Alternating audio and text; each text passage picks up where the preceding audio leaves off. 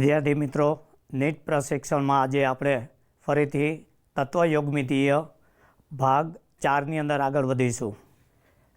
આગળના લેક્ચરોની અંદર આપણે જોયું કે તત્વયોગમિતીય ગણતરીની અંદર પદાર્થમાં રહેલા અણુઓ, પરમાણુઓ, આયનો કે સૂક્ષ્મ કણો જેવા કે ઇલેક્ટ્રોન, પ્રોટોન, ન્યુટ્રોન વગેરેની આપણે ગણતરી જોઈ. હવે આ તમામ મોટા કણો, અણુ, પરમાણુ કે આયનો તેમજ સૂક્ષ્મ કણો, ઇલેક્ટ્રોન, પ્રોટોન કે ન્યુટ્રોન વગેરેની રાસાયણિક સમીકરણના સંદર્ભમાં ગણતરી કેવી રીતે કરી શકાય એ સમજીએ. ફરીથી દોહરાવું છું કે આજનો જે ટૉપિક છે એ સ્પર્ધાત્મક પરીક્ષા, નીટ જેવી સ્પર્ધાત્મક પરીક્ષા માટે ખૂબ જ અગત્યનો છે. તો અહીં તમે ખૂબ જ કાળજીપૂર્વક ધ્યાન આપો અને એક પછી એક ક્રમિક ગોઠવણી અથવા તો ક્રમિક ગણતરીઓ ચેક કરતા જાઓ. રાસાયણિક સમીકરણ આધારિત મુખ્યત્વે 3 પ્રકારની ગણતરીઓ હોઈ શકે. એમાંની એક ક્યાં તો તમને માત્ર એક જ સમીકરણ આપેલું હોય, પછી જો MCQ થોડો કઠિન બનાવવાનો હોય તો 2 કે વધારે ક્રમિક ચેન્જ સમીકરણ આપેલા હોય. એ પણ હું તમને સમજાવું છું. કેટલીક વખત ઘણી બધી બરાબર રાઈટ પ્રક્રિયાઓ સમીકરણને એવી રીતે રજૂ કરેલો કે જેમાં એક જ સમીકરણ આપેલું હોય પરંતુ તેમાં પ્રક્રિયક સીમિત હોય. એને કહેવામાં આવે છે લિમિટિંગ રિએજન્ટ મેથડ. હવે 3 વસ્તુ સમજાવી દઉં અને પછી તેના MCQ ઉપર જઈએ. તો માત્ર એક સમીકરણ એ ખરેખર કઈ પદ્ધતિ છે? તો પહેલો પ્રશ્ન એવો આવે છે કે દાખલા તરીકે ધારો કે તમને આવું આપેલું છે CaCO3ને ગરમ કરવામાં આવે તો એમાંથી બનશે CaO + CO2. તો આ માત્ર એક સમીકરણ પર આધારિત કહેવાય, જેમાં CaCO3નું વિઘટન થતાં CaO અને CO2 બને છે. તો આવી રીતની અંદર કોઈ એક પદાર્થનું ક્યાં તો પ્રક્રિયકોનું કે નિપજોનો જથ્થો આપી દે અને તેના આધારે આપણે આગળ જોયું તેમ મોલના સંદર્ભમાં, દળના સંદર્ભમાં, STP એ કદના સંદર્ભમાં, અણુ સંખ્યાના સંદર્ભમાં, જો આપેલી પ્રણાલી દ્રાવણ હોય તો દ્રાવણની સાંદ્રતા, દ્રાવણના કદના સંદર્ભમાં, અથવા તો અન્ય સ્વરૂપ હોય તો ઉત્પન્ન થયેલી કે શોષાતી ઉષ્મા અથવા તો શુદ્ધતાના ટકાની અંદર સમજાવી શકાય. એટલે આ એક રીત જેમાં એક જ સમીકરણ આપેલું હોય. CaCO3નો જથ્થો આપેલો હોય તો CaO CO2ની ગણતરી થઈ શકે, અથવા તેનાથી વિરુદ્ધ આટલો જથ્થો CO2 મેળવવા માટે કેટલા જથ્થા CaCO3ની જરૂર પડે. તો અહીંયા બંને બાજુથી તમે ગણતરી કરી શકશો. હવે 2 કે 2 કરતાં વધારે અને ક્રમિક ચેઇન રિએક્શન સમીકરણ કેવા હોય તો અહીંયા તમને ઉદાહરણ આપી અને પહેલાં સમજી દઉં, પછી એની ગણતરી ઉપર જઈશું. ધારો કે કોઈ એક સમીકરણ આવું આપેલું છે CaCO3 એનું વિઘટન થઈ અને CaO + CO2 બને છે. જો આટલું જ આપી દીધું હોય તો માત્ર એક સમીકરણ રીત થઈ, પરંતુ અહીંયા ઉત્પન્ન થયેલો CaO ફરી પાછો પ્રક્રિયા સમીકરણમાં વાપરવામાં આવે. ધારો કે કાર્બન સાથે પ્રક્રિયા કરી અને એમાંથી બનાવે છે કેલ્શિયમ કાર્બાઇડ અને પ્લસ કાર્બન મોનોક્સાઇડ, આવું આપેલું હોય. તો આ સમીકરણ છે તેને આધારિત પૂછાતા પ્રશ્નો એ ઘણા બધા કઠિન હોય છે, છતાં પણ આ સમીકરણ પણ આપણે આગળ જેમ વાત કરી એમ 30 કે 40 સેકન્ડની અંદર તો ગમે તેમ કરીને પૂર્ણ થઈ જવા જોઈએ.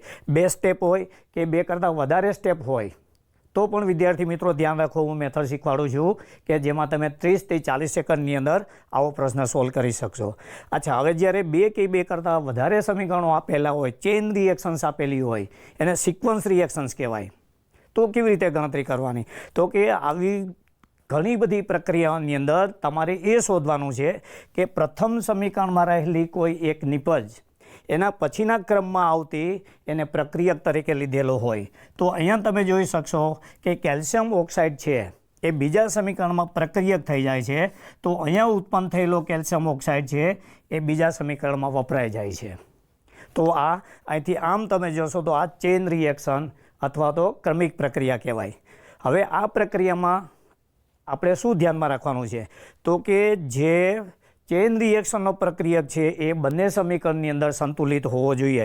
દાખલા તરીકે રાઈટ અહીંયા તમે જોશો તો સંતુલિત કરશું એટલે રાઈટ અહીંયા આવશે 2 mall carbon, right 3 mall carbon અને અહીંયા આવશે 2 mall CO, sorry calcium carbide, yes right. અચ્છા, તો હવે કેલ્શિયમ ઓક્સાઇડ છે બંને સમીકરણોની અંદર સંતુલિત છે. તો હવે આ સમીકરણની અંદર જોઈશો તો કેટલા ગ્રામ કેલ્શિયમ CaCO3 ગરમ કરીએ તો આટલા મોલ કેલ્શિયમ કાર્બાઇડ મળે અથવા કાર્બન મોનોક્સાઇડ મળે, અથવા આટલા ગ્રામ કે આટલા મોલ કાર્બન મોનોક્સાઇડ મેળવવા માટે કેટલા ગ્રામ કેલ્શિયમ કાર્બોનેટને ગરમ કરવું પડે. તો આવા જે 2 કે વધારે ક્રમિક સમીકરણો હોય તો એ બંને સમીકરણો સંપૂર્ણપણે સંતુલિત હોવા જોઈએ જ, તો તમે આ રીતની ગણતરી કરી શકશો. પછી ત્રીજી જે રીત છે એ એક જ સમીકરણ આપેલું હોય પરંતુ આવા સમીકરણની અંદર આપેલા પ્રક્રિયકો પૈકીનો કોઈ પણ એક પ્રક્રિયક જેનું સાપેક્ષ પ્રમાણ સૌથી ઓછું હોય, રાઈટ. તો સૌથી ઓછા પ્રમાણવાળા પ્રક્રિયકને રાઈટ લિમિટિંગ રિએજન્ટ અથવા તો સીમિત કે મર્યાદિત પ્રક્રિયક કહે છે. હવે એ રીત આખી તમને સમજાવું છું કે લિમિટિંગ રિએજન્ટ કઈ રીતની હોય છે. તો ધારો કે આપણે આ રીતે લીધેલું છે N2 + 3H2 = 2NH3 આવું આપેલું છે. તો આવા સમીકરણોની અંદર રાઈટ તમે જોઈ શકશો કે નાઇટ્રોજન અને હાઇડ્રોજન છે પ્રક્રિયકો છે, રાઈટ. તો પ્રક્રિયકોમાં બંનેનું પ્રમાણ આપી દીધું હોય અને 2 પૈકી એકનું જરૂરી પ્રમાણ ઓછું હોય ક્યાં તો વધારે હોય. ધારો કે હાઇડ્રોજનનું સ્ટોઇકિયોમેટ્રિક પ્રમાણ ઓછું હોય તો હાઇડ્રોજન છે એ સીમિત પ્રક્રિયક બનશે, અથવા તો હાઇડ્રોજનની તુલનામાં નાઇટ્રોજનનું સાપેક્ષ પ્રમાણ ઓછું હોય તો એ પ્રક્રિયાનો લિમિટિંગ રિએજન્ટ બનશે. આવું જે સમીકરણ કે ગણતરી હોય એ ખાસ કરીને રાઈટ હાયર ડિફિકલ્ટી વેલ્યુવાળી હોય છતાં પણ એ પૂછાય તો 4 માર્કમાં જ. પછી એની ગણતરીઓ ખૂબ જ સહેલી હોય, એટલી બધી સહેલી હોય કે તમને રીત ખબર પડી જાય તો જવાબ સુધી આવી શકશો.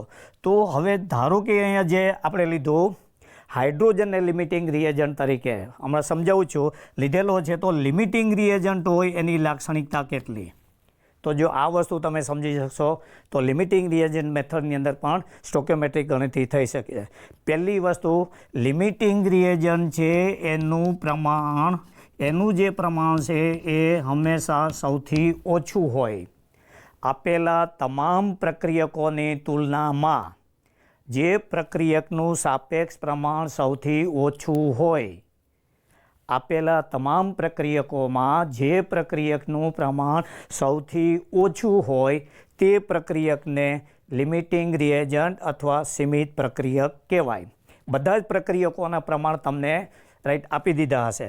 પછી બીજી લાક્ષણિકતા એ છે કે સૌથી લિમિટિંગ પ્રક્રિયક હોય રાઈટ એ હંમેશા પ્રક્રિયાની પૂર્ણતા નક્કી કરે છે. એટલે કેટલા પ્રમાણમાં પ્રક્રિયા થશે એ તમામે તમામ તમારે લિમિટિંગ રિએજન્ટના આધારે જ કરવાની છે. બાકીના પ્રક્રિયકો છે એ બધાને એક્સેસ રિએજન્ટ કહેવાય, વધુ પડતા પ્રક્રિયકો. એટલે લિમિટિંગ રિએજન્ટ છે જો તમે આવી રીતે ધ્યાનમાં રાખશો તો તમામ પ્રક્રિયકો પૈકી જેનું સાપેક્ષ પ્રમાણ સૌથી ઓછું છે તેને લિમિટિંગ રિએજન્ટ કહેવાય. લિમિટિંગ રિએજન્ટ છે એ પ્રક્રિયા પૂર્ણતા નક્કી કરશે અને લિમિટિંગ રિએજન્ટના આધારે જ બધી જ રાસાયણિક ગણતરીઓ છે રાઈટ એ તમે કરી શકશો. અચ્છા, ત્રીજી વસ્તુ લિમિટિંગ રિએજન્ટ સિવાયના પ્રક્રિયામાં બાકીના જે બધા પ્રક્રિયકો છે એને ER મતલબ એક્સેસ અથવા તો એને ગુજરાતી અંદર કહીશું વધુ પડતા પ્રક્રિયકો. તો આવા સમીકરણની અંદર આ 3 શબ્દો તમે જોઈ લેશો તો હું નથી માનતો કે રાસાયણિક ગણતરી આધારિત આપણે જે ગૂંચવાઈ છે એ ગૂંચવણી ઊભી થઈ શકે. ફરીવાર ઝડપથી બતાવી દઉં, રાસાયણિક સમીકરણો છે એ 3 બાબતની અંદર રાઈટ સ્ટોઇકિયોમેટ્રી થઈ શકે. માત્ર એક જ સમીકરણ જે ખૂબ જ સરળ હોય, દાખલા કે CaCO3 ગરમ કરતાં CO અને CO2 બને છે. CaCO3નો જથ્થો આપી દઈએ તો તમને CaO અને CO2.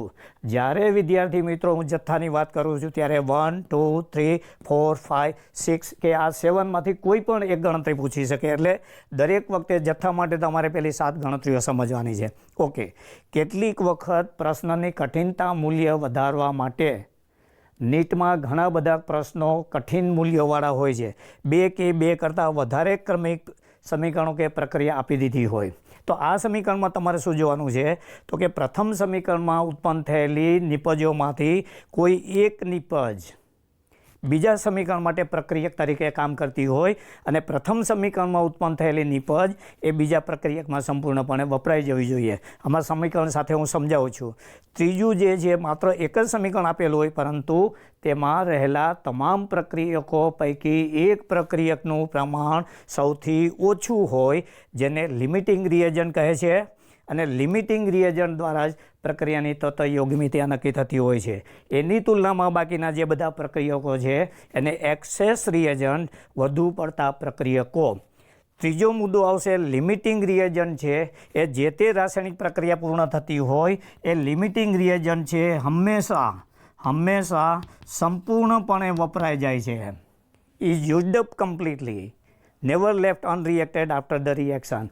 એટલે લિમિટિંગ રિએજન્ટની 3 લાક્ષણિકતાઓ તે સૌથી ઓછું પ્રમાણ, પ્રક્રિયાની પૂર્ણતા નક્કી કરે અને પ્રક્રિયા દરમિયાન સંપૂર્ણપણે વપરાઈ જાય. એક્સેસ રિએજન્ટ છે એ સંપૂર્ણપણે વપરાતા નથી. જો આ 3 મુદ્દાનું તમે ધ્યાન રાખશો તો સમીકરણ આધારિત જે સ્ટોક્યોમેટ્રી પૂછાય છે એ ખૂબ જ સહેલી બનશે. હવે આ ચર્ચા કર્યા પછી દરેકે દરેક રીત છે એની એક બે ઉદાહરણ આપી અને તમને સમજાવું છું જે ખૂબ જ કાળજીપૂર્વક તમે ધ્યાન રાખો.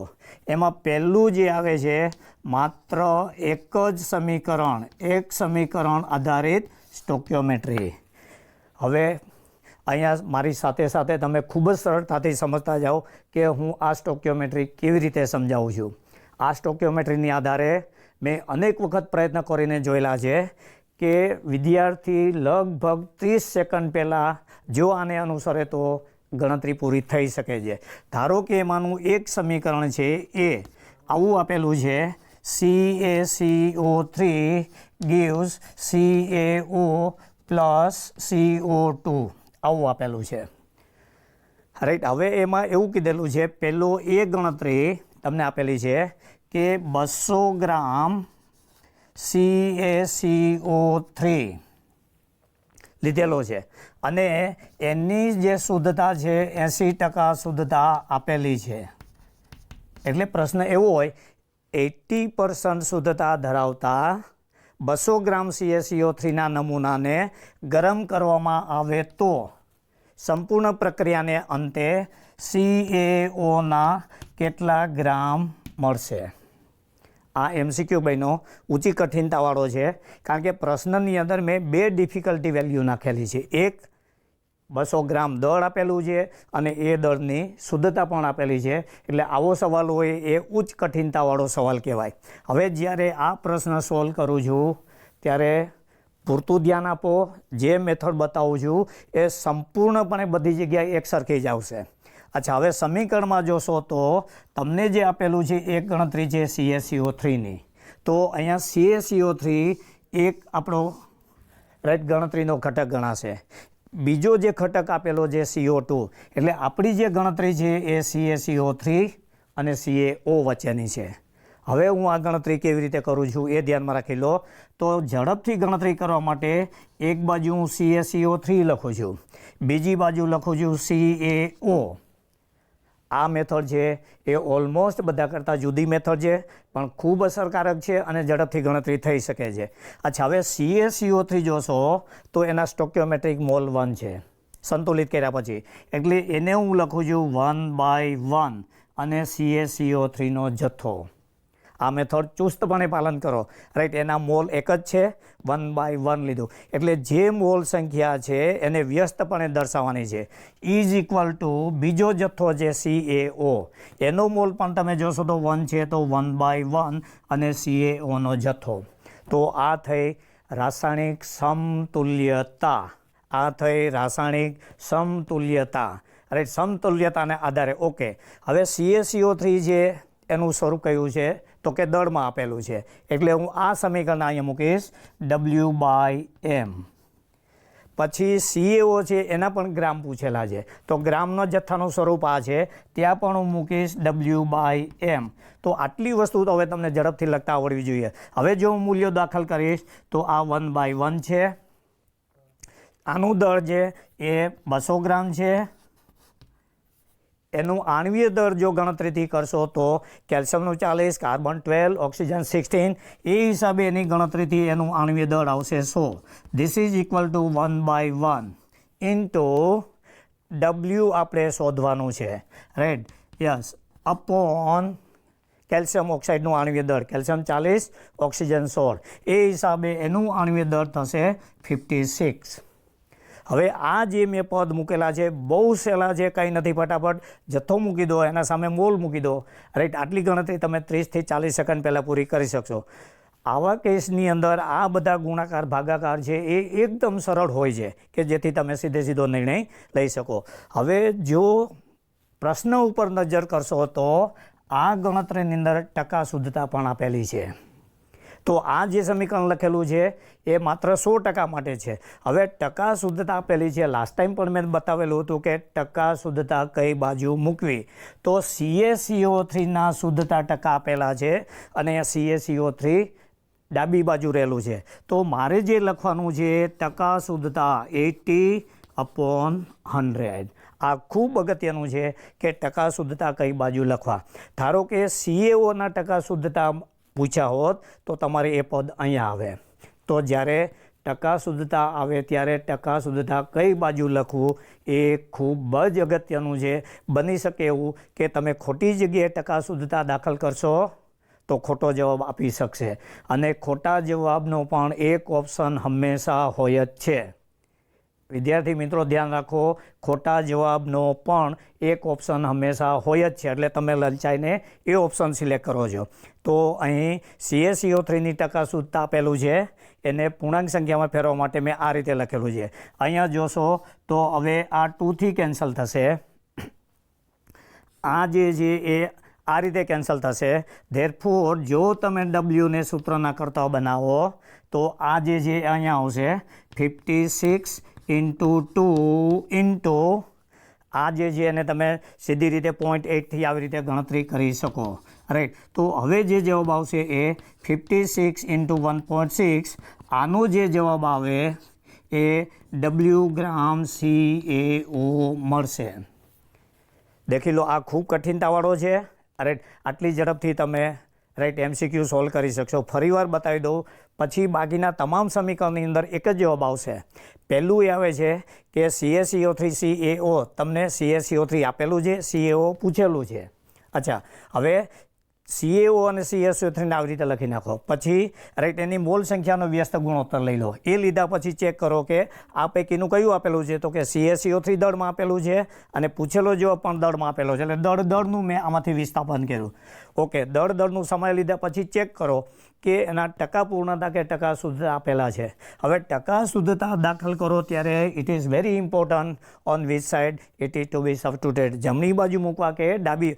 જેના ટકા શુદ્ધતા આપેલા હોય તે જ બાજુએ એને રજૂ કરવા. પરિણામે હંમેશા આ રીતનો સાચો જવાબ આવી શકશે. હવે આમાં એનાથી ઊંધું પણ પૂછે, રાઈટ. અહીંયા જેમ મેં CaCO3 આપી અને CaO પૂછેલું છે, એને બદલે દાખલા તરીકે ધારો કે તમને એમ પૂછે 112 ગ્રામ CaO મેળવવા માટે રાઈટ કેટલા ગ્રામ CaCO3ની જરૂર પડે. તો રાસાયણિક સમીકરણની અંદર હંમેશા બે રીતે થતું હોય. પ્રક્રિયકનો જથ્થો આપેલો તો કોઈ એક નિપજનો પૂછાય, અથવા એક નિપજનો હોય તો કોઈ પ્રક્રિયક પૂછાય. તો આ સમીકરણની અંદર ફરી પાછું ગ્રામથી ગ્રામ છે, રાઈટ. આમ જ હું લખીશ હવે ઝડપથી CaCO3 CaO, અહીંયા આવશે W/m, અહીંયા પણ આવશે W/m. સ્ટોકિયોમેટ્રિક 1 અને 1 છે, 1 અને 1 છે. ધારો કે અહીંયા તમને ટકા શુદ્ધતા આપેલ નથી તો એ અહીંયા દાખલ કરવાનું રહેતું નથી. અચ્છા, હવે અહીંયા જે તમને આપી દીધું છે 112, આનું આણ્વીય દળ 56 છે. This is equal two W અને આ 100 છે, રાઈટ. તો અહીંયા તમે જોશો તો આ બેથી કેન્સલ થઈ જશે. Therefore W is equal to it will come to 200 gram. તો જુઓ, એક વખત પ્રેક્ટિસ કર્યા પછી હું નથી માનતો કે આટલું સોલ્વ કરવા માટે તમારે 30 સેકન્ડથી વધારે જોઈએ. તો મોટાભાગના રાસાયણિક સમીકરણો આવે ત્યારે આપણે ડરી જતા હોઈએ છીએ, અથવા તો આ હું કેવી રીતે સોલ્વ કરીશ એવા અનેક પ્રશ્નો ઊભા થતા હોય છે. ફરીવાર તમારો વિશ્વાસ વધારું છું કે દેખી લો, રાસાયણિક સમીકરણ એ ખૂબ જ સહેલા છે. જો તમે આવું ધ્યાન રાખશો તો પછી 10 મોલ આપેલો કે 5 મોલ આપેલો એની સાથે કોઈ લેવા દેવા નથી. આ પદ્ધતિને તમે અનુસરશો તો સમીકરણો ઝડપથી આવી શકશે. ઓકે, હવે બીજું એક સમીકરણ રાઈટ આવી રીતે તમને સમજાવી અને એનાથી થોડોક આગળ લઈ જવા માગું છું. ધારો કે કોઈ એક આવું સમીકરણ આપેલું છે. It is 4NH3 plus 5O2 gives 4NO plus 6H2O. આવું થોડુંક સમીકરણ આપેલું છે. તો અહીંયા મોટી મોલ સંખ્યા અને નાની મોલ સંખ્યા આપેલી છે, એને કારણે તમે ડરો નહીં. મોલ સંખ્યા 10 આપેલી હોય, 125 આપેલી હોય, 200 આપેલી હોય, એની સાથે તમારે કોઈ લેવા દેવા નથી. ઓકે, હવે આ જે સમીકરણ છે, ધારો કે તમને એમાંથી કોઈ એક પૂછેલું છે, રાઈટ, કે 68 ગ્રામ NH3 બરાબર લીધેલું હોય તો એમાંથી STPA NOનું કદ કેટલું? ફરીવાર બોલું છું, 68 ગ્રામ એમોનિયા જો પ્રક્રિયામાં લીધેલું હોય અને સંપૂર્ણ પ્રક્રિયા થાય તો STPA ઉત્પન્ન થતા એનો વાયુનું કદ કેટલું? ફરી પાછું હજી બતાવી દઉં, રાઈટ. તમને એમોનિયા આપેલો છે અને એની તુલનામાં એનો આપેલો છે, એટલે તમારી તુલનાત્મક ગણતરી આ થઈ. તો ફટાફટ હું આમ લખીશ, NH3NO, અથવા 2 ભાગ પાડી દો, right. This is equal two, આ તુલ્યતા થઈ. હવે તુલ્યતામાં હંમેશા બંનેના મોલ સરખા હોય. તો અહીંયા એમોનિયાના 4 મોલ છે, તો તુલ્યતા કરવા માટે એને હું 4 વડે ભાગી નાખીશ, એટલે 1 મોલ થઈ ગયા. આનાય 4 મોલ છે, સમતુલ્ય બનાવવા માટે એને હું 4 વડે ભાગી નાખીશ. This is only the thing you to see in the equation, કે જે એના સ્ટોક્યોમેટ્રિક મોલ હોય એને ભાગી નાખો અને પ્રતિ મોલમાં ફેરવી દો. જે વિદ્યાર્થી આટલું કરશે એને ક્યારે નહીં બને. બસ હવે તમે આવા નવા સમીકરણોની કેટલી બધી પ્રેક્ટિસ કરી શકશો. હવે એમોનિયાના સંદર્ભમાં છે W/M, રાઈટ. અહીંયા આપેલું છે VSTP/22.4 લીટર. દેખી લો, તમારી ઝડપ વધારવા માટે પણ હું અહીંથી ઝડપથી સમીકરણ બતાવું છું. ઓકે, અહીંયા આવશે 1/4, W આપેલું છે 68, એમોનિયાનું આણ્વીય દહન કરશો તો ઇટ વિલ કમ ટુ 17.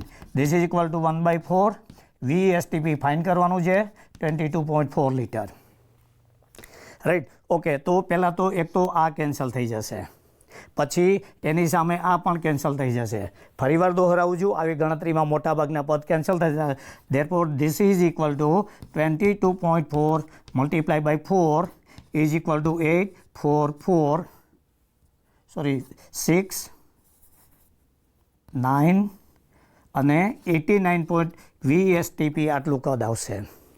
તો આપણે આવું જોતાં એવું લાગે આટલી બધી ગણતરી હું કેવી રીતે કરીશ. ઓકે, હવે 2 ક્રમિક સમીકરણો શીખવાડ્યા પછી હવે આ સમીકરણની અંદર સમયનું માપન ઓછું કરવા માટે એક તો તમારે આ વસ્તુ છોડી દેવાની, તમે અહીંયા ટીક માર્ક કરેલું જ છે.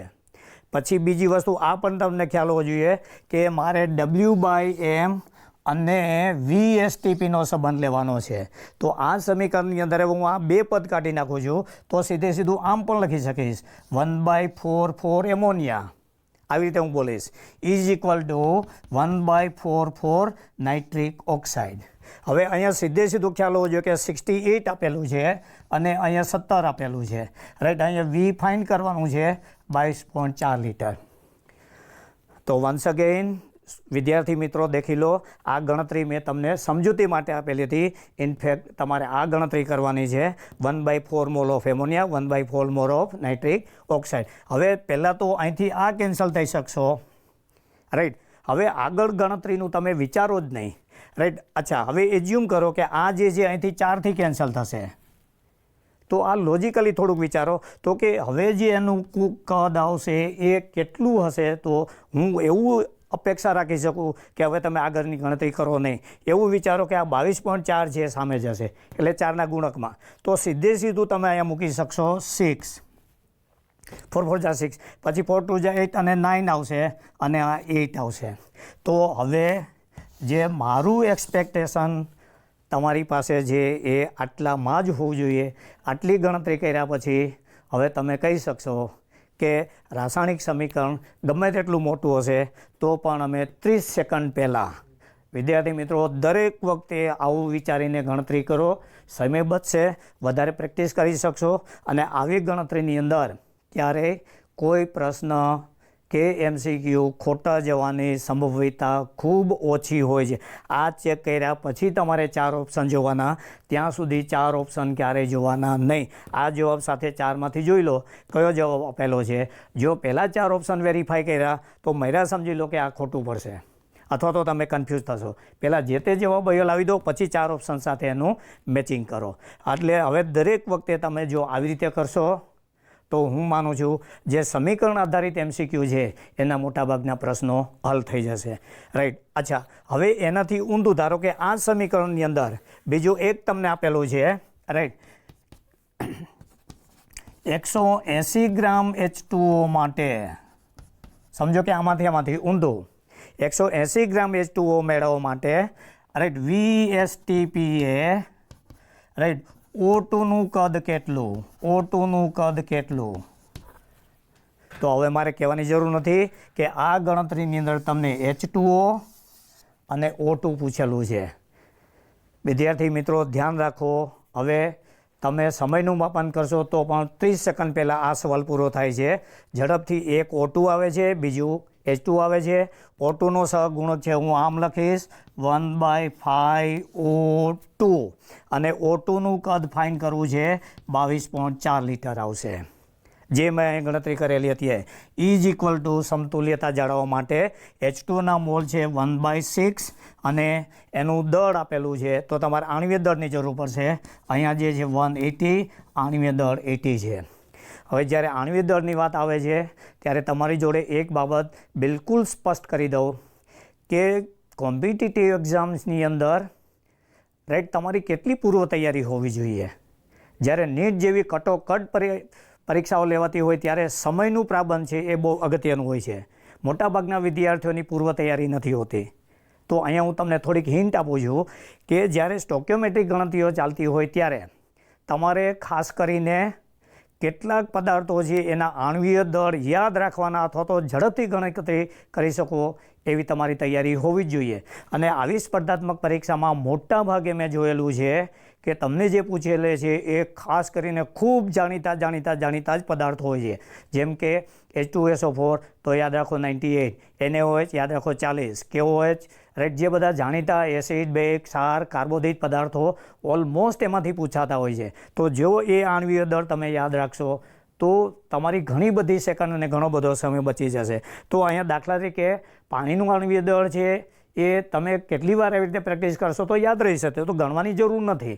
અચ્છા, પછી બીજી વસ્તુ ઓલમોસ્ટ આ એકબીજાના ગુણકમાં આપેલા હોય. તો હવે હું એવું વિચારું કે તમે કેન્સલેશન પણ ના કરો, તો થોડુંક એઝ્યુમ કરશો તો આ જે છે એ અહીંયા 10 આવશે. પછી બીજું વિચારો કે આ એકબીજાના ભાગાકારમાં થઈ શકે એમ છે નથી, તો હવે છૂટકો જ નથી કે તમારે V ઇઝ ઇક્વલ ટુ આ બધું સામે લઈ જવું પડશે. રાઈટ, એટલે 5 × 22.4 લીટર × 10/6 આ રીતનું આવશે. રાઈટ. અચ્છા, હવે આ જે ગણતરી કરશો એ તમારો જવાબ આવશે લીટરમાં. તો જે મોટી ગણતરીઓ દર વખતે કહેતા હોય છે એ આટલા તમે ટૂંકા ટાઈમની અંદર. બીજું હું એ પણ તમારી જોડે અપેક્ષિત કરી શકું કે મોટાભાગના વિદ્યાર્થીઓ એવી અપેક્ષા રાખતી હોય છે આવડી મોટી કોમ્પિટિટિવ એક્ઝામ્સની અંદર કે અમને ગણતરીઓ તો એક સ્ટેપની જ પૂછે, અમારે ગણતરી કરવાનું હોય જ નહીં. એવું નથી હોતું. કેટલીક ગણતરીઓ તમારે કરવી પડે છે, કરવી જ પડશે, છૂટકો જ નહીં. એવું નહીં કે ગણતરી વગરનો તમને ગણતરીનો MCQ પૂછે તો પછી there is no importance of the calculation objective. Right. એટલે નાની મોટી ગણતરીઓ તો તમારે કરવી પડશે. હા, ખૂબ જટિલ આંકડાકીય ગણતરીઓ તમને ક્યારેય પૂછશે નહીં. ફરીવાર દોહરાવું છું, તમે નીટની પરીક્ષા આપો છો રાઈટ, તો આટલી તૈયારી રાખવાની જ. આ ઉદાહરણ લીધા પછી હવે એના પછીનો બીજો એક અગત્યનો કોન્સેપ્ટ છે એ બતાવી દઉં કે જેમાં પણ આપણે કેટલીક વાર ગૂંચવાતા હોય છે. એ જે છે એ રાસાયણિક પ્રક્રિયામાં રહેલું અવશેષ, ઇટ ઇઝ કોલ્ડ રેસિડ્યુ. હવે રેસિડ્યુની બાબતની અંદર પણ કેટલી વખતે મેં જોયેલું છે નીટ આધારિત પરીક્ષાઓની અંદર આવો ક્વેશ્ચન પૂછાયેલો હોય છે. તો ખરેખર રેસિડ્યુ છે શું? રાઈટ. જો રેસિડ્યુની તમને ખબર પડી જાય તો ફરી પાછા એ જ ટ્રેક ઉપર તમારે ચાલવાનું છે. ધારો કે મેં આવી રીતે લીધેલું છે CaCO3 gives CaO + CO2 carbon dioxide, આવું આપેલું છે.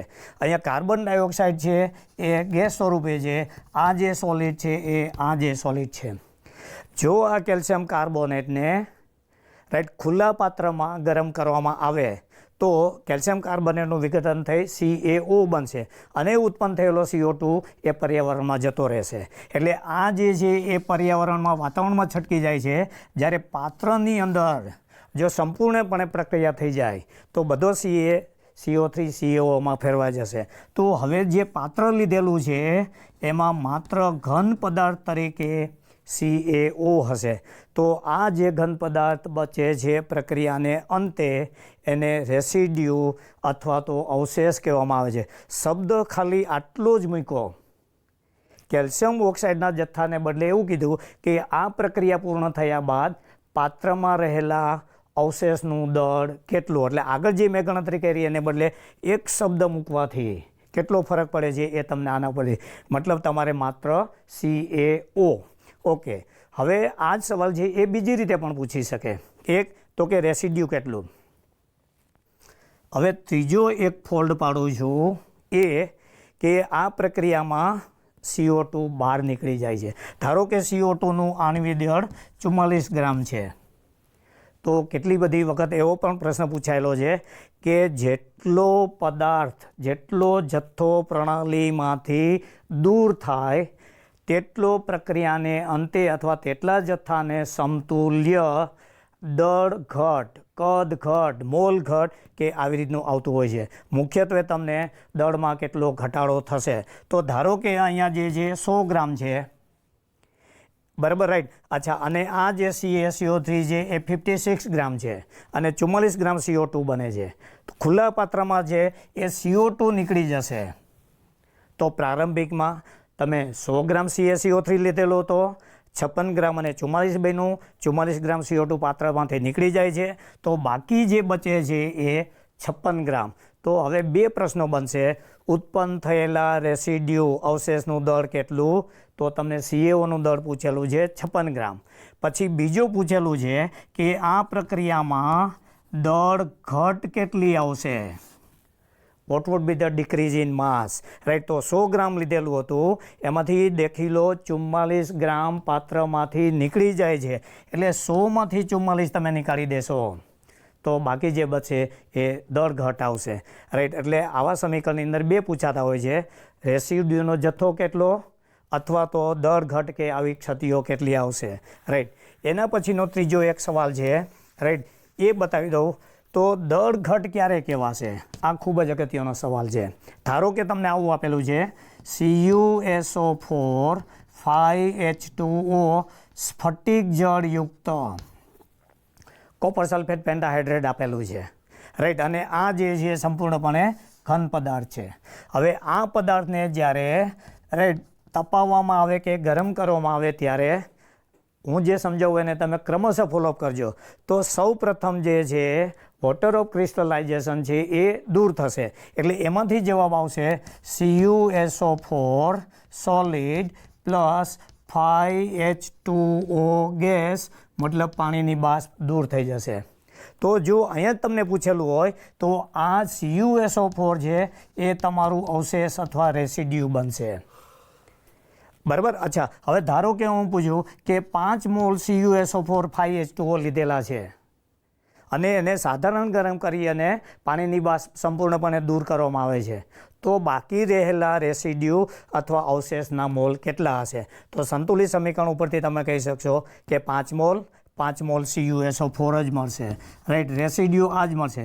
હવે એવું કહે છે કે જો આને ખૂબ જ ઊંચા તાપમાને ગરમ કરવામાં આવે, સ્ટ્રોંગલી હીટેડ, તો ઉત્પન્ન થયેલો CuSO4 છે એ ફરીથી વિઘટન પામશે અને એમાંથી બનશે CuO solid plus SO3 gas.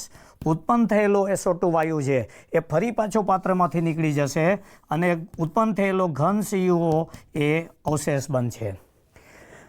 તો આ સ્થિતિ આવ્યા પછી તમારા મગજમાં બે પ્રશ્નો ચોક્કસ ગડમથલ થતી હશે કે અમે કેમ નક્કી કરી શકીએ કે અમારે પહેલું અવશેષ લેવું છે કે બીજું અવશેષ લેવું છે. ઓકે, હજુ એ પણ કહી દઉં કે જો CuOને તમે એનાથી પણ એટ વેરી હાઈ ટેમ્પરેચર હજુ વધુ ગરમ કરશો તો CuOનું વિઘટન થઈ બનશે Cu solid plus half O2 gas. આ પ્રક્રિયા સમીકરણમાં તમે જોઈ શકશો કે રાઈટ ઘન પદાર્થને ગરમ કરીને તેમાંથી જુદા જુદા મળતા રેસિડ્યુ અથવા અવશેષ કેવી રીતે શોધી શકાય. કોપર સલ્ફેટ પેન્ટાહાઇડ્રેટને સાધારણ ઊંચા તાપમાને ગરમ કરીને પાણીની બાષ્પને સંપૂર્ણપણે દૂર કરવામાં આવે તો તમારે જે રેસિડ્યુ લેવાનું છે CuSO4. પછી એવું પૂછે CuSO4 5H2O ને રાઈટ સ્ટ્રોંગલી હીટેડ ઊંચા તાપમાને ગરમ કરતા રાઈટ તો તમારે SO3 વાયુ બહાર નીકળવાનો છે અને CuO સોલિડ તરીકે લેવાનો છે. હવે પ્રશ્ન એ થશે, ધારો કે તમે CuO સુધી પહોંચ્યા અને CuOની ગણતરી કરી અને CuOમાંથી રાઈટ તમને જે 4 ઓપ્શન આપેલા છે A, B, C અને D, તમારી ગણતરી પણ સાચી છે, સ્ટેપ પણ રૂટ બધું સાચું છે, છતાંય CuOનો જવાબ છે આમાંથી મેચિંગ થતો નથી. અને એવું લખેલું છે કે strongly heated at very high temperature. તો એના પછીનો ઓપ્શન હોય ત્યાં તમારે જવાનું છે. તો જો આનો ઓપ્શન છે 4 નથી તો પછી એના પછીનું નેક્સ્ટ રેસિડ્યુ છે એને ટાર્ગેટ બનાવો. એ ટાર્ગેટ બનાવ્યા પછી જોઈ લો કે એનામાંથી 4માંથી કોઈ એક ઓપ્શન છે કે નહીં. તો in this series of the reaction what you two think, આમાં એવું જોઈ લો કે રેસિડ્યુ કેવી રીતે શોધવાનો. ધારો કે સાધારણ તાપમાને ગરમ કરતાં તમને પહેલો આ જવાબ મળશે. જો એની ગણતરી આમાંથી કોઈ પણ મેચિંગ સાથે આવી જતી હોય તો તમારે એને કન્સિડર કરીને અટકી જવાનું છે. આની ગણતરી ધારો કે નથી આવતી તો એના પછીના નેક્સ્ટ ઉપર જવાનું છે. CuOની ગણતરી કરી અને આમાં નથી આવતી તો પણ એ છોડી દેવાની છે. મતલબ ટીલ એલિમેન્ટલ રેસિડ્યુ ઇઝ ઓબ્ટેન, જ્યાં સુધી એનો તાત્વિક એલિમેન્ટલ રેસિડ્યુ ના મળે ત્યાં સુધી તમારે આવી રીતે ગણતરી કરવાની છે.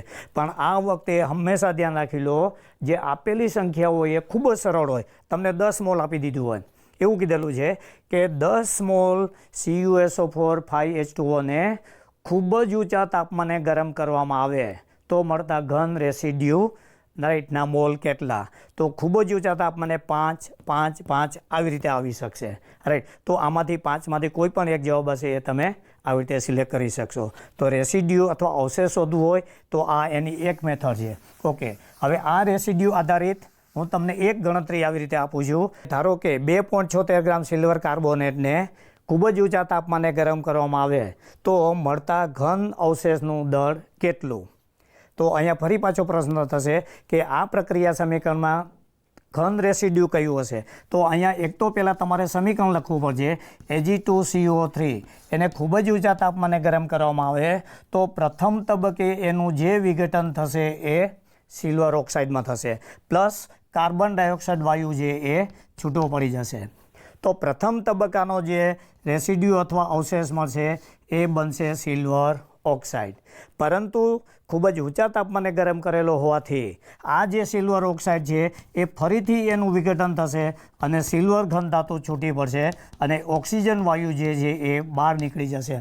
મતલબ આ સમીકરણનું અંતિમ રેસિડ્યુ ઇઝ સિલ્વર ધાતુ. તો હવે અહીંયા આપણી પાસે જે સમીકરણ બનશે 2 એ Ag2CO3 અને આ સાથેનું સમતુલ્યતા સમીકરણ આવશે. તો હવે અહીંયા જે આવે છે એ આવે છે 1/1. અહીંયા હું લખું છું Ag2CO3 એનું દળ આપેલું છે 2.76 ડિવાઇડેડ બાય, હવે સિલ્વર જે છે રાઈટ, સિલ્વર ઓક્સાઇડ અને કાર્બોનેટનું લેશો તો એનું આખું આણ્વીય દળ છે 276 આવે છે. તો 276 આ રીતે લખશું અને અહીંયાના સ્ટોઇકિયોમેટ્રિક મોલ છે 1/2 અને WN ધીસ ઇઝ 108. રાઈટ, હવે જે અહીંયા જોઈશું તો એવી અપેક્ષા રાખી શકું રાઈટ કે પહેલાં તો કેન્સલેશન આ બે કેન્સલ નથી થતા, જ્યારે આ જે છે એ 0.01થી કેન્સલ થશે. હવે અહીંયા જ ચેક કરશું તો રાઈટ આ સીધી ગણતરી થઈ શકશે. 108 મલ્ટીપ્લાય બાય 2 વિલ બીકમ 216 અને 0.01 પડેલું છે તો અહીંયા જે W આવશે એ રાઈટ 216 અને 2 પોઈન્ટ કટ કરવાના છે, આટલા ગ્રામ આવશે. તો જોવા જશો તો અહીંયા પ્રશ્નમાં કઠિનતા વેલ્યુ વધારેલી છે, તેની ગણતરીની અંદર કઠિનતા વેલ્યુ નથી. ફરીવાર દોહરાવી દો, નેટ જેવી પરીક્ષાની અંદર 2 વસ્તુ ઉપર દરેક વખતે ભાર આપતા હોય છે. એક, ક્યાં તો પ્રશ્નમાં કઠિનતા વેલ્યુ વધારે તો તેના 4 ઓપ્શન સરળ હોય છે, અથવા પ્રશ્ન એનો સરળ હોય તો 4 ઓપ્શન હોય એમાં કઠિનતા વેલ્યુ વધારેલી હોય છે. તો આ કેસની અંદર રાઈટ 216, હવે ધારો કે એને અહીંથી ગણતરી પૂછેલી હોત તો 216ને બદલે જુદો જવાબ આપત તો તમારે એના આધારે એકવાર ગણતરી કરી લેવાની અને 4 ઓપ્શન મળે છે કે નહીં હા, એવું નહીં બને ક્યારે કે બંનેના જવાબ આપેલા હશે. This is also the residue, this is also, આ બંને રેસિડ્યુ છે તો બે રેસિડ્યુના જવાબ કોઈ દિવસ સાથે આપેલા હશે નહીં. અચ્છા, હવે ધારો કે એને બે રેસિડ્યુ પણ પૂછી લીધા, પૂછેલા જ છે તો આપણે જવાબ આપવો જ પડશે, રાઈટ. પછી ત્યાં આર્ગ્યુમેન્ટ કરી શકતા નથી. તો હવે તમારે જે આપેલી છે એની પરિભાષા જોવી પડશે. અહીંયા જો એમ કીધેલું હોય કે ગરમ કરતા, તો જ્યારે ગરમ કરતા શબ્દ જ માત્ર આપેલો હોય ત્યારે વિદ્યાર્થી મિત્રો ધ્યાન રાખો, તમને પ્રથમ તબક્કાની રેસિડ્યુ પૂછેલી છે, એલિમેન્ટલ અંતિમ રેસિડ્યુ નહીં. પણ અહીંયા એવું લખેલું છે સ્ટ્રોંગલી હીટેડ, ખૂબ જ ઊંચા તાપમાને ગરમ કરતા, તો તમારે આ રેસિડ્યુ પર જવાની છે. જનરલી બે આવી રીતે ડબલ માઇન્ડ થઈ એવા ક્વેશ્ચન ઓછા પૂછે, છતાંય પૂછી નાખ્યા તો ત્યાં આપણે કોઈ દલીલ કરી શકતા નથી. તો આ પ્રશ્નની જે ભાષા છે એને આધારે તમારે નક્કી કરવાનું. ઓકે, આ લીધા પછી હવે એના પછીનો અગત્યનો આપણો જે બીજો ક્વેશ્ચન છે એના ઉપરથી ઝડપથી જઈએ, રાઈટ.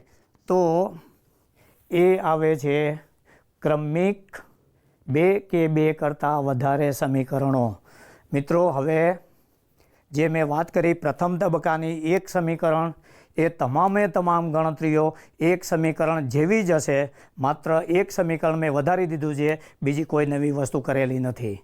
તો હવે માત્ર અને માત્ર તમારે સમય બચાવતો જવાનો છે. એટલે હવે પછીની જે બીજી ગણતરી છે એ બે કે બે કરતાં વધારે સમીકરણો હોય તો કેવી રીતે સ્ટોક્યોમેટ્રીની ગણતરી કરવી. દરેક વખતે કીપ ઇન માઇન્ડ કે સ્ટોક્યોમેટ્રી તો તમારે આ જ કરવાની છે. આગળનામાં મેં માત્ર એક જ સમીકરણ આપેલું હતું, હવે બે સમીકરણ આપું છું. ધારો કે એમાંની એક ગણતરી આવી છે, રાઈટ, કે કેલ્શિયમ કાર્બોનેટ CaCO3 એને ગરમ કરતાં કેલ્શિયમ ઓક્સાઇડ બને છે પ્લસ કાર્બન ડાયોક્સાઇડ બને છે. આ જે સમીકરણ છે એ સ્ટેપ 1 છે.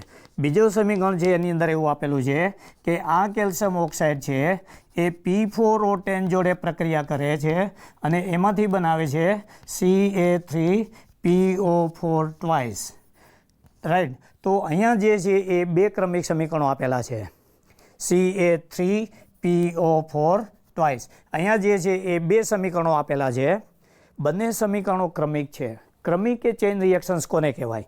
તો કે પ્રથમ સમીકરણમાં ઉત્પન્ન થતી કોઈ પણ એક નિપજ બીજા સમીકરણમાં પ્રક્રિયક તરીકે ઓલમોસ્ટ કનેક્ટેડ હોય જ. તો અહીંયા તમે જોશો તો કેલ્શિયમ ઓક્સાઇડ એ અહીંયા વપરાઈ જાય છે, તો અહીંથી અહીંયા જશે, મતલબ આખી સમીકરણ છે એ ક્રમિક થઈ ગયું. ઓકે, હવે ક્રમિક ચેક કર્યા પછી તમારે જોવાનું છે બંને સમીકરણો મ્યુચ્યુઅલી સંપૂર્ણપણે સંતુલિત હોવા જોઈએ જ. બંને સમીકરણો મ્યુચ્યુઅલી સંપૂર્ણપણે સંતુલિત હોવા જોઈએ જ. હું અહીંથી શરૂ કરું કે અહીંથી શરૂ કરું, બંને રીતે સરખા જ હોય. હવે ધારો કે અહીંયા હું લઉં છું તો અહીંયા જે ફોસ્ફરસ છે 2 છે, અહીંયા 4 છે, તો માટે અને સરખા કરવા માટે અમારે અહીંયા 2 મોલ મૂકવા પડશે. એમ કરવા જતાં કેલ્શિયમ ઓક્સાઇડ છે એના 6 મોલ બનવાશે, એટલે અહીંયા મારે 6 આવશે. તો અહીંયા મેં જે લીધેલું છે નિપજથી મેં સ્ટાર્ટ કરેલું છે અને હવે કેલ્શિયમ ઓક્સાઇડના 6 મોલ બને છે. હવે આ 6 મોલનું સંતુલન જાળવવા માટે સમીકરણ 1 છે એને મારે 6 વડે ગુણવા પડશે. તો હવે એને 6 વડે ગુણીશ એટલે અહીંયા 6 આવશે, અહીંયા 6 આવશે અને આ 6 આવશે. હવે તમે ચેક કરશો તો બંને સમીકરણો છે એ સંપૂર્ણપણે એકબીજાની તુલનામાં સંપૂર્ણ. અચ્છા, હવે જે આમાંથી પ્રશ્ન પૂછું છું, રાઈટ, કે 10 મોલ CaCO3 ની પ્રારંભિક શરૂઆત કરીને જો CaCO3 બનાવવામાં આવે તો એમાંથી Ca3PO4 થાય, કેલ્શિયમ ફોસ્ફેટના મોલ કેટલા મળે? આ ગણતરીને મેં થોડીક લાઇટલી લીધેલી છે, મોલ ટુ મોલ લીધેલું છે, રાઈટ. તો સમીકરણ ઉપરથી ફરી પાછું બોલું છું, આના જે મોલ છે એ 1/6 છે. તમારું અહીંયા જે સ્વરૂપ છે એ આ છે, બરાબર, રાઈટ. અચ્છા, 1/6 CaCO3ના મોલ છે એટલે હું માત્ર n જ મૂકીશ. અહીંયા પણ તમે જોશો તો એના મોલ છે 2 એટલે 1/2. અહીંયા પણ હું n મૂકીશ તો જોઈ શકો કે ગણતરી આટલી બધી સહેલી બનશે. અહીંયા જે છે એના 10 મોલ આપેલા છે એટલે અહીંયા આવશે 10, રાઈટ. તો હવે અહીંયા જે છે એકબીજાને આવી રીતે કેન્સલ થઈ જશે. Therefore n is equal two અથવા તો 10 × 2 / 6, રાઈટ. આ થશે 30 is equal to n by 20 થશે, રાઈટ. 3.33 આવી રીતનો જવાબ આવશે. તો ઘણી વખતે સમીકરણો ખૂબ મોટા હોય એટલે આગળ જેમ મેં કીધું એમ કે અહીંયા તમને પ્રશ્ન મોટો બનાવ્યો છે, MCQનો ક્વેશ્ચન મોટો બનાવ્યો છે, પણ ગણતરી તમે જોઈ શકશો તો આટલા ટૂંકા ગાળાની અંદર થઈ શકશે. આ જે મેં બધી ગણતરીઓ બતાવી એ ઓલમોસ્ટ રાઈટ 30 થી 40 સેકન્ડની અંદર તમે સરળતાથી કરી શકશો. ઓકે, હવે એનાથી ઊંધું પણ બની શકે કે આ સમીકરણની અંદર આટલા મોલ કેલ્શિયમ મેળવવા માટે કેટલા ગ્રામ CaCO3ને ગરમ કરવા પડે, કેટલા મોલ ગરમ કરવા પડે. તો વિદ્યાર્થી હંમેશા ધ્યાન રાખો કે પ્રક્રિયકમાંથી નિપજ બાજુ અથવા નિપજ બાજુથી પ્રક્રિયક બાજુ આવી ગણતરી પણ પૂછાતી હોય છે. જનરલી આવી ગણતરી હોય ત્યારે સમીકરણોનું સંતુલન જરૂરી હોય છે. એ કર્યા પછી ઓલમોસ્ટ અહીંયા કેન્સલેશન ખૂબ સરળ હોય છે, જેમાં તમારે વધારે જરૂર પડતી નથી. હવે આ લીધા પછીનું ત્રીજું આપણું અગત્યનું જે છે એ રાઈટ રાસાયણિક સમીકરણ. ખાસ કરીને વિદ્યાર્થી મિત્રો, બે અલગ અલગ પ્રકારની સમીકરણ આધારિત આપણે ગણતરી જોઈ. દરેક વખતે સમીકરણ આપણે બોલીએ છીએ તો એ સમીકરણનું મહત્ત્વ અને તેની મર્યાદાઓ કઈ છે. રાસાયણિક સંતુલિત રાસાયણિક સમીકરણ પરથી અમુક માહિતીઓ મળતી હોય છે જે તેનું મહત્ત્વ છે. રાસાયણિક સમીકરણ જે છે એના ઉપરથી અમુક માહિતીઓ સીધી પ્રત્યક્ષ રીતે મળતી નથી, માટે તેને સમીકરણની મર્યાદાઓ કહે છે. ધારો કે હું આ રીતે લખું છું N2 + 3H2 is equal two 2NH3. આવું એક સ્કેલેટન સમીકરણ તમને આપેલું છે. તો આ જે સમીકરણ છે રાઈટ એનું મહત્ત્વ કેટલું છે, કયું છે?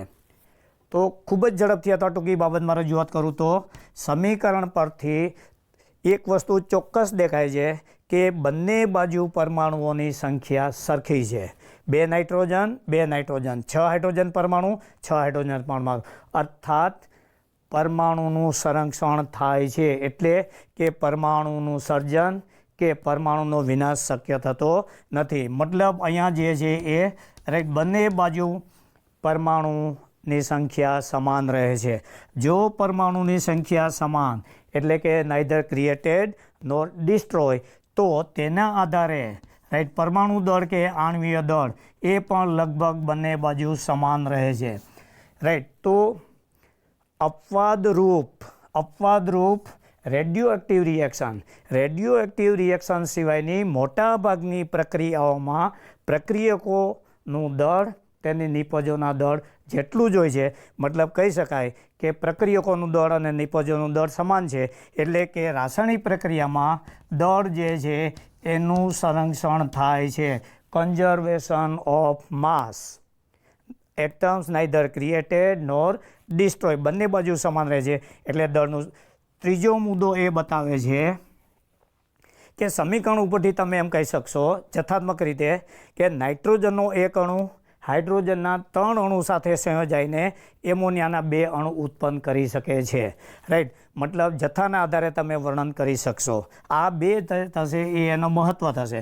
હવે આ જે સમીકરણ લખેલું છે એની મર્યાદાઓ અનેક હશે.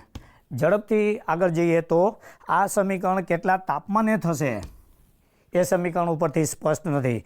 આ સમીકરણ થવા માટે સાંદ્રતા કેટલી જોશે અને સાંદ્રતાનો ફેરફારની અસર શું થશે એ દર્શાવેલું નથી. આ સમીકરણ કેટલા દબાણે થશે અથવા પ્રક્રિયા થશે એ દર્શાવેલું નથી. અથવા તો દબાણનો ફેરફાર કહીએ તો પ્રક્રિયા પર શી અસર થશે.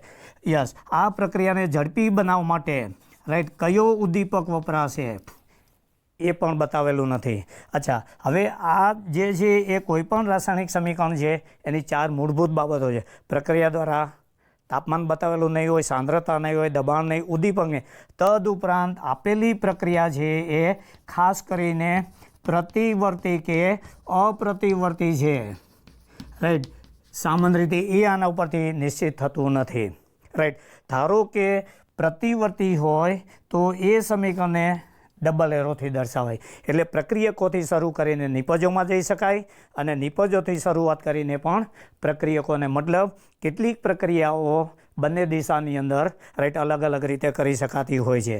જો માત્ર એક જ માર્ગી પ્રક્રિયા હોય, માત્ર પ્રક્રિયકમાંથી નિપજ જ બનતી હોય પરંતુ નિપજમાંથી તે પ્રક્રિયકો આપેલી સ્થિતિમાં ના બનાવી શકાતા હોય તો એને એકમાર્ગી અથવા અપ્રતિવર્તી પ્રક્રિયા કહેવાય. હાઉએવર સમટાઈમ કેટલીક વખત રાઈટ પ્રક્રિયકો અને તેની નિપજો એકબીજાના સંતુલનમાં હોય છે. તો એ વખતે પ્રક્રિયકો અને નિપજો વચ્ચે હાફ હેડેડ એરો બંને દિશાની અંદર મૂકો. આવું જ્યારે લખેલું હોય ત્યારે સમજવાનું કે એ ગતિશીલ સંતુલન ધરાવે છે. મતલબ જે પરિસ્થિતિમાંથી પ્રક્રિયકોમાંથી નિપજો બને છે એ જ પરિસ્થિતિમાંથી નિપજોમાંથી પ્રક્રિયકો બનવાનો દર સતત ચાલુ છે. મતલબ પ્રક્રિયકો અને નિપજો વચ્ચે ખાસ કરીને 3 સંજ્ઞાઓ અગત્યનો ભાગ ભજવતો હોય છે. જો આપેલી પ્રક્રિયા માત્ર એકમાર્ગી જ હોય તો એને one side arrow from reactant to product. જો પ્રક્રિયા બંને દિશામાં કરી શકાતી હોય તો full headed opposite side arrow. દેખી લો આ બંને વચ્ચે ખૂબ જ તફાવત છે. આ જે છે એવું કે તમે પ્રક્રિયકો લો તો એમાંથી નિપજો મેળવી શકો, અથવા તમે નિપજોથી સ્ટાર્ટ કરો તો પ્રક્રિયકો મેળવી શકો. આ જે છે એ સંતુલન દર્શાવતું નથી, માત્ર પ્રક્રિયાઓ બંને દિશામાં કરી શકાય છે. જ્યારે half headed arrow in both the directions બતાવે છે કે પ્રક્રિયકો અને નિપજો વચ્ચે સંતુલન સ્થપાયેલું છે અને પ્રક્રિયા સમાન વેગથી બંને દિશામાં સતત ચાલુ છે, જે છે એને ગતિશીલ ડાયનેમિક ઇક્વલિબ્રિયમ કહેવામાં આવે છે. એટલે પ્રક્રિયકો અને નિપજોની વચ્ચે મૂકાતા એરો આ ટાઈપના હોય છે. મતલબ પ્રતિવર્તી છે કે અપ્રતિવર્તી એ દર્શાવી શકાતું નથી. તદુપરાંત આપેલી પ્રક્રિયા ઉષ્મા શોષક કે ઉષ્મા ક્ષેપક રાઈટ એ પણ દર્શાવેલું હોતું નથી. કેટલીક પ્રક્રિયાઓમાં ઉષ્માનું શોષણ થતું હોય છે જે ઉષ્મા શોષક કહેવાય, અથવા તો ઉષ્મા ઉત્સર્જિત થતી હોય છે જેને ઉષ્માક્ષેપક કહેવાય. એટલે આપેલી પ્રક્રિયાનું રાઈટ ઉષ્મા શોષકે સમજાવી શકાતું નથી. આવતા એપિસોડની અંદર આપણે આગળ જઈશું. Thank you bye sec.